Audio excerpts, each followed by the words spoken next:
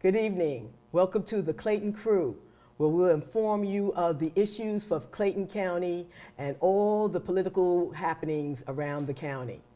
Today we have with us Jim Dalton, local attorney from Clayton County. We have Felicia Davis, representative of Just Environment, and myself, Pat Pillar, political strategist in Clayton County and around the state. Today we'll be talking about qualifying of candidates this week, the transportation referendum, which will be on your ballots July 31st in the primary. We'll be talking about the national poll between our President of the United States, President Barack Obama, and Mitt Romney, the GOP presidential candidate. And we'll also be talking about a few other things that might concern you and things that we think that you should know about. And we're going to start today with our qualifying this week of all the candidates that are going to be qualifying to run for public office in Clayton County and around the state. And what we want to do is tell you that you'll be getting a ballot in July 31st, and you're going to be voting for state court judges, the members of Congress, your state representatives, your county commissioners, your school board members, and various other political offices, including sheriff and tax commissioner. So we are here to let you know that qualifying did take place this week, and it ends on Friday at noon. And so we'll have a variety of candidates from all parts of Clayton County vying for the offices of sheriff and tax commissioner, county commissioner, chair of commission, House of Representatives, State House, Senate, and also we'll have on the state level, state court judges. We'll also have the Public Service Commission. We have one district that's up for re-election, and that's the Public Service Commission, who regulates our utilities. So with that, I want to tell you that we did start qualifying this week. However, the school board members in districts 2, 3, 5, 6, and 7 will not qualify this week because the lines that were supposed to be redrawn during redistricting did not happen. And so now they are not able to qualify under the old lines or the old districts, because it would be unconstitutional, because every 10 years those lines have to be redrawn because of the population shifts and changes. So the school board, I don't know what happened this week or what happened prior to this week, why the lines weren't drawn, but I do know that there's going to be another qualifying period for those school members, and so they won't qualify this week. So that's very interesting. And we're going to have a lot of candidates for sheriff. I understand that right today, the first day, they qualified 5 candidates already for sheriff. And so it's going to be an interesting race, I think, for the primary coming up. And we'll wait and see, and we'll talk about all the individuals that plunked down their money and decided that they were going to offer themselves as public servants of Clayton County and around the state. So with that, I think that we really want to talk about our transportation referendum. Right, and Pat, I'm really excited to share with the Clayton audience my unequivocal support for what's basically a penny sales tax, an additional penny. And really, if we think about it, our region would benefit enormously from the opportunity to have some expansion projects. So if it's roads, if we think about our airport as a major engine, and how do we kind of support the families that are here in the Atlanta metropolitan area. I think that it would be an excellent investment. I would not be one to say that we don't feel a penny. Certainly a penny is a penny, and pennies make dollars. But this is one way. There's several projects that are in Clayton County, and sometimes we might look at roads and think, well, this road doesn't go near my house. But if you think about the people that will be employed in expanding the road, building the road, laying it in, you're talking about contractors, you're talking about construction workers, you're talking about pretty good paying jobs. And then those dollars can circulate throughout the local economy. So it'd be one instance at least where a tax that we paid would benefit us at the local level, as opposed to sending it far off and then hoping to compete and get it back. So that's me. It's not that I'm necessarily a pro-tax person, but in this instance, I think it will be hugely beneficial to the Atlanta metropolitan area at a time that we really need a boost to kind of get going again. Pat, I think that although I prefer not to be in favor of taxes, in this particular case, we've got an entire region that's involved, and we do have a big transportation problem. 10 counties that is going to be in this. Exactly, and that includes Fulton, DeKalb, Clayton, Cherokee, Cobb, Douglas, Fayette, Gwinnett, Henry, and Rockdale. Fulton And I think County, all the voters throughout those counties have got to look at this thing, and they've got to look at it as a way of improving our region so that we can compete with other city-states in the southeast. Most Because definitely. For headquarters of major companies and for transportation infrastructure, because if someone had not planned ahead for the Atlanta airport, we would not have that particular Most definitely. engine of economic growth in our midst, right, in fact, right in our backyard, Clayton County's backyard. So I think you got to look at that. I also think that people ought to go and look at the Atlanta Regional Commission's website and look at the information that they've provided. They've provided some pretty good analysis of what kind of economic impact this is going to have, and I think it would help them. It's supposed to decrease delays. It's supposed to help people get to work. It is going to take some time and it's going to take some money. But even in Clayton County, we're spending about $300 million. So I think it's an important thing for people to look at. And it's a tax that also has a sunset provision in it, meaning it should end when these projects ends. My worry is that we've put these dollar amounts on these projects, and who's to say whether or not they're going to be complete with the dollars that we have set aside for these various projects, and that they're not going to come back to the trough and say, well, we need more money because these projects, we thought 10 years ago that these projects was going to cost this. These are, as a matter of fact, they put on the listing of the projects, these are 2011 dollars. So who's to say and 5 years from now, when the project is not complete, they're not coming back asking for another I penny. understand that, but there's supposed to be a civilian oversight committee that's supposed to oversee every contract and keep the contracts on budget, and there's supposed to be substantial auditing of this process. And if there's going to be an increase, they have to bring it back to the voters. They can't just simply ask for more money from anybody because there's nobody to give them more money. So there is a little bit of a veto that the citizens of the state, or at least these 10 counties, have over these groups of projects. Yeah, and then we also have to think about when it comes to a tax, what's the alternative?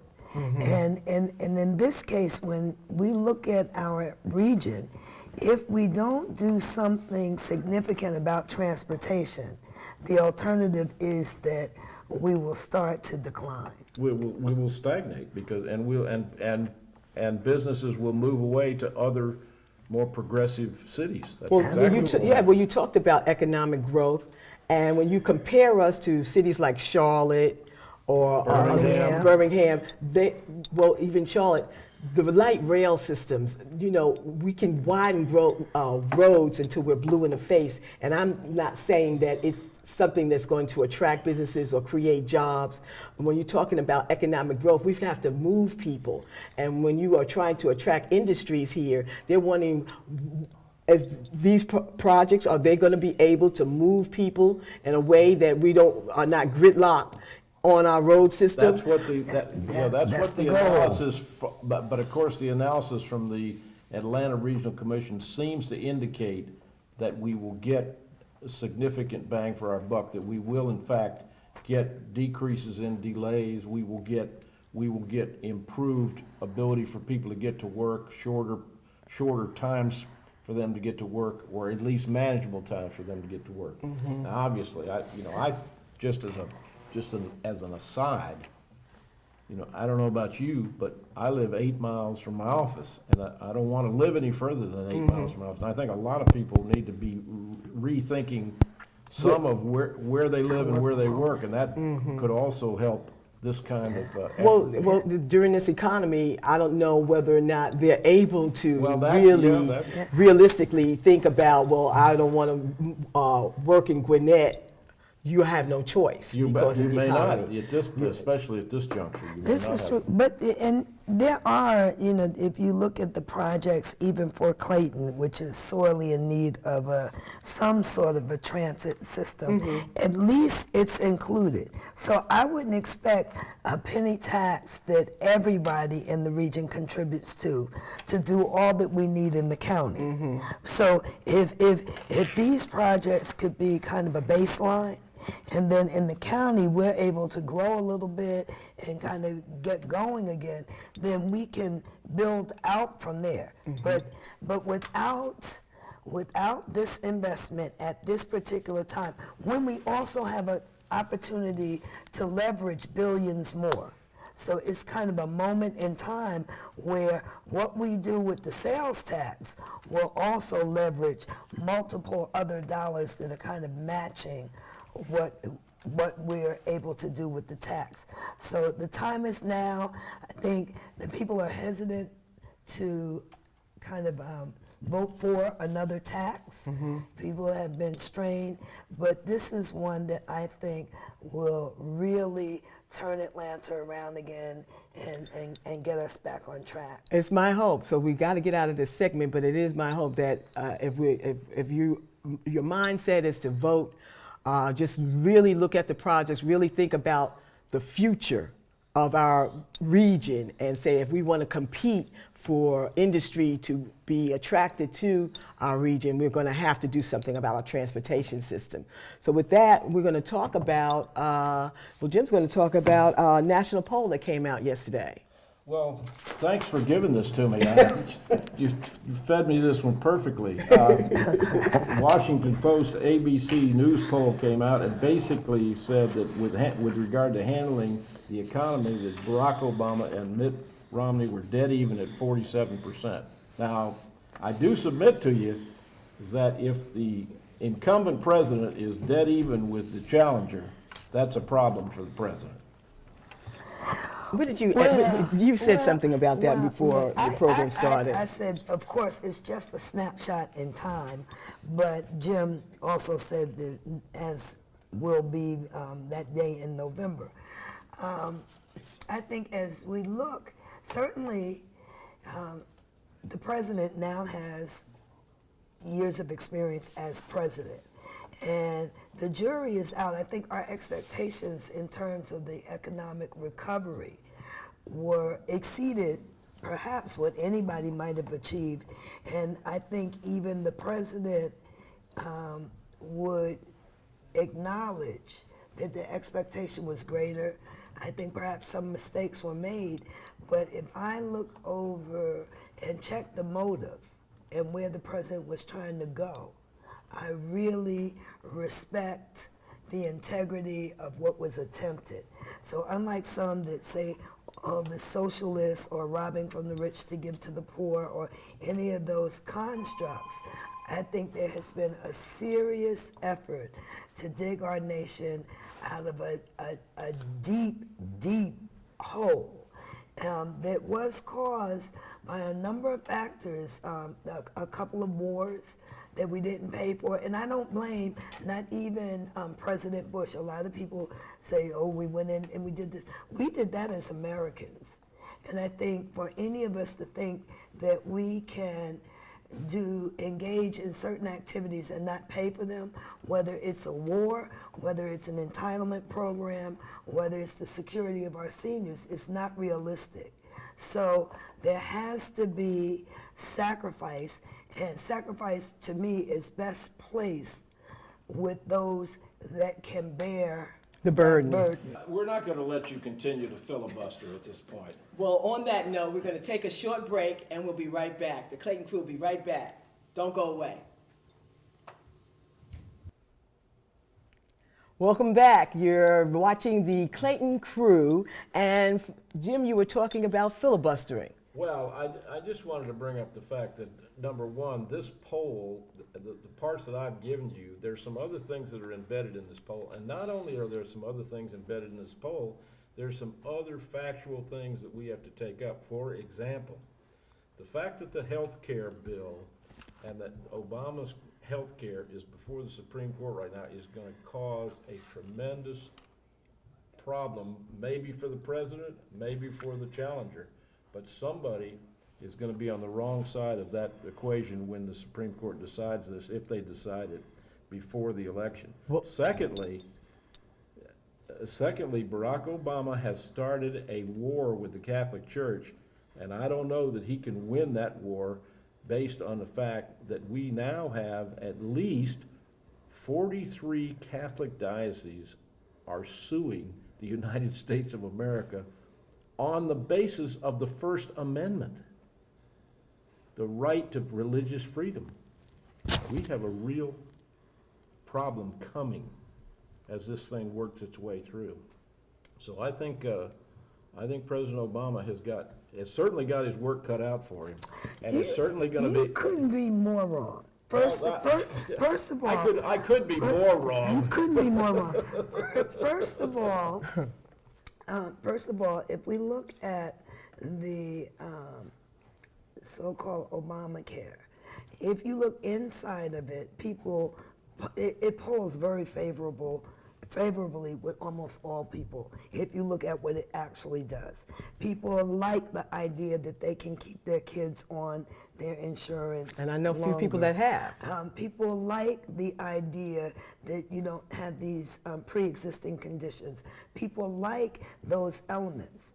The challenge in going before the Supreme Court, the question of whether or not the government can compel us to make a purchase, I think is one legitimately placed before the Supreme Court. I agree. So whether or not we like the legislation as it stands, that's a question that rightfully our But if that Congress, mandate falls, our Congress could have addressed it. However, half of it just went out to lunch and said no. We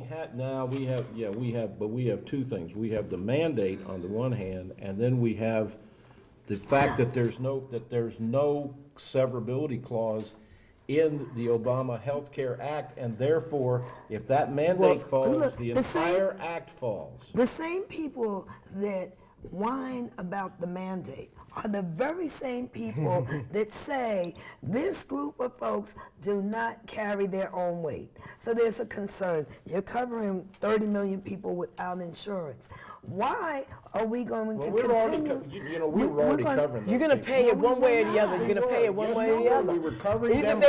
if they go into an emergency room in a hospital, That's we're right, paying. you're covering them. We're paying them.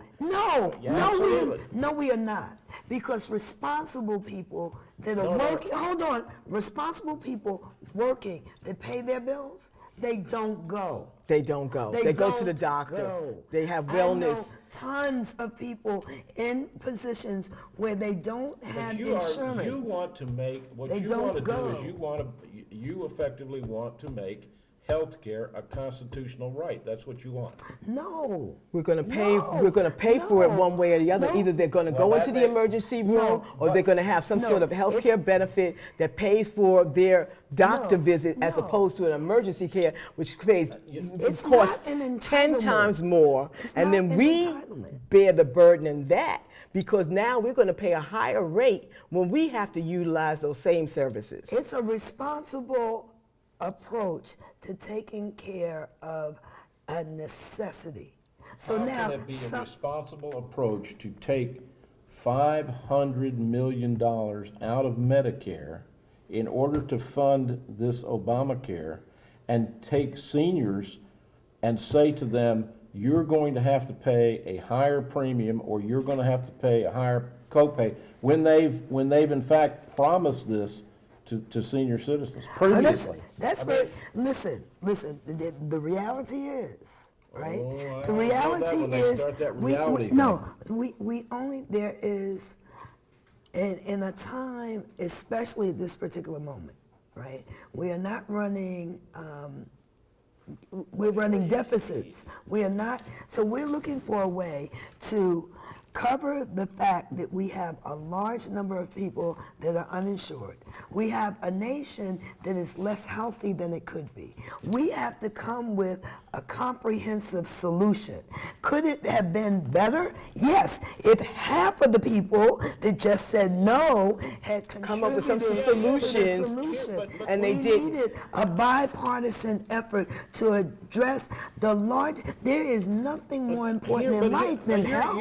You are in fact continuing to filibuster, when in fact this particular, all we were doing was talking about this poll, and all I did was say that this poll is going to create that the problem Obamacare is for- going to create a problem. Well, Romney's going to have the same problem, I because understand that. Romney's and going to I have that said, same but now problem. we've gotten under this big filibuster about Obamacare again, rather than addressing the poll. We Economic. were going to talk about. Here's the thing about the What? Catholic point.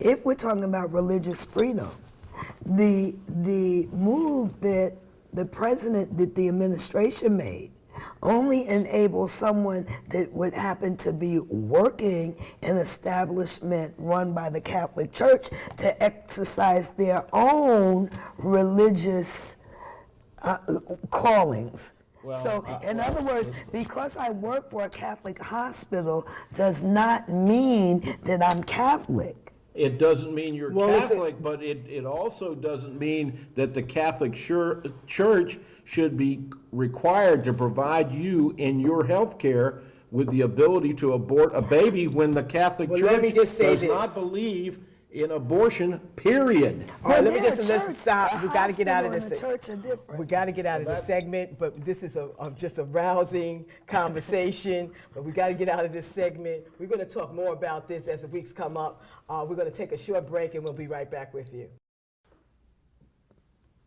Welcome back. You're watching the Clayton Crew. We just want to talk about a couple of more things this evening. One is the Home Safe program. They started a program for, it's a federal program started for people that have lost their jobs through no fault of their own. They're unemployed or underemployed. And this Home Safe Georgia program has realized a pot of money. More than $300 million was sent to Georgia to help those individuals that are facing foreclosure or trying to keep that mortgage going. And so this Home Safe program was put in place, and it's all over the country. It's in every state in the United States. And what it does is help that individual that has lost their job and to get back on their feet. This program will pay their mortgage up to 18 months. And a lot of people don't know about it. So we wanted to talk about it and just tell folks that they can go online, find out more about the program, pull down an application, but it's only a program for the unemployed. It's not for someone that fell behind because of medical illness or personal issues. Only for those individuals that have become unemployed or underemployed. And so that program, again, is called Home Safe Georgia, and you can get them at homesafegeorgia.com.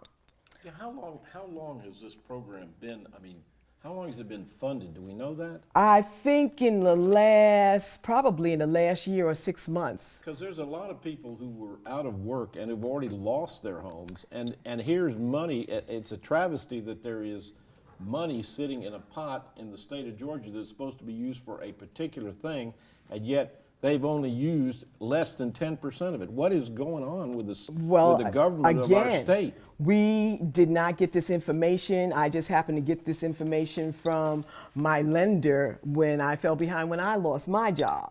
So I found out about this program, and I found out about months after I became unemployed.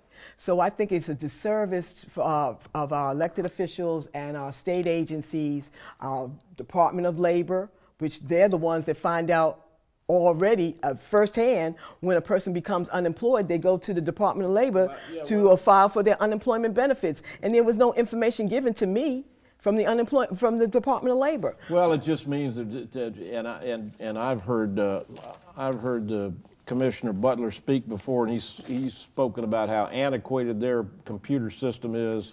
Oh, that's just excuses. No, I don't think. It's not an excuse that they can't even communicate within the Labor Department. So if they can't communicate within the Labor Department, they have a hard time communicating with other departments. A flyer in my letter that you are going to receive unemployment benefits, and here's another program that may help you, Home Safe Georgia. How hard is that? I agree with you.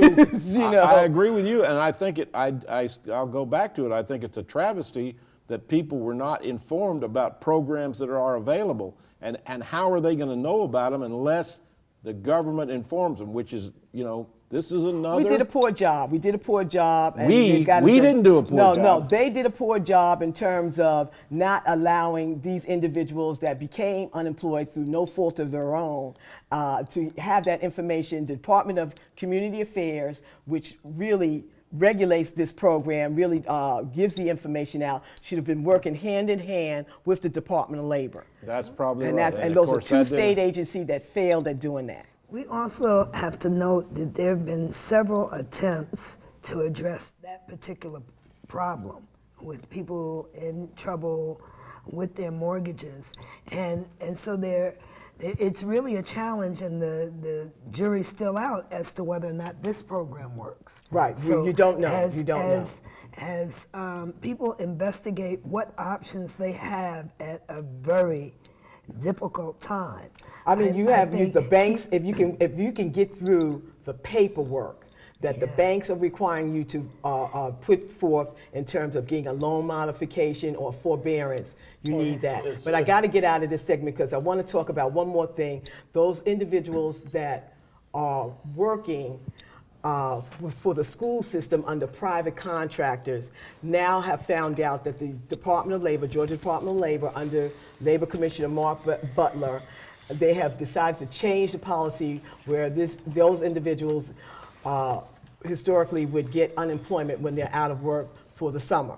Now they've been told, because they are under a private contractor, not those county workers, but those private contractors that hire school bus drivers, cafeteria workers, and the janitorial staff will have to fend for themselves for the summer. The county outsourced. Exactly. Privatized that. Privatized it, and then the private contractor didn't make a contract for the whole year, but only for the 9 months of the working school year, whereas the school board or the people who are paying the teachers pay them on a pro rata share around the whole That's year. a solution. That is a solution. That is definitely a potential solution, but I think it's bad form to wait until two or 3 weeks before school is out, and then for the labor commissioner to tell these people we're not going to do it the way we did it before because he says it's illegal. I don't know whether it's legal or illegal, and I think there should. He put out a statement. The Labor Commissioner Mark Butler put out a statement claiming that he had a town hall meeting or conference, letting these people know back in January, well, I don't know in December in Atlanta. We don't know about that. All we know is that these people are going to fend for themselves. So we're going to leave this segment, and we come back, we're going to wrap up our show, the Clayton County Crew.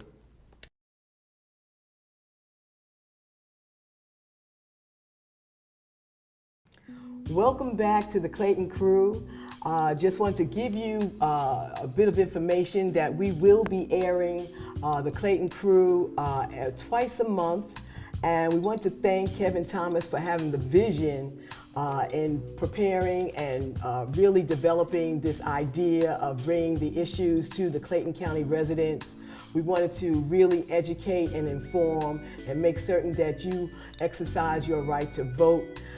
We don't care which way you vote. We just want to make certain that you vote in our July 31st primary and our November general election.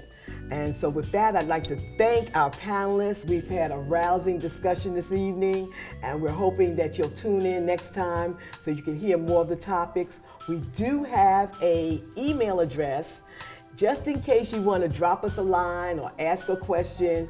Our email address is claytoncountycrew@gmail.com.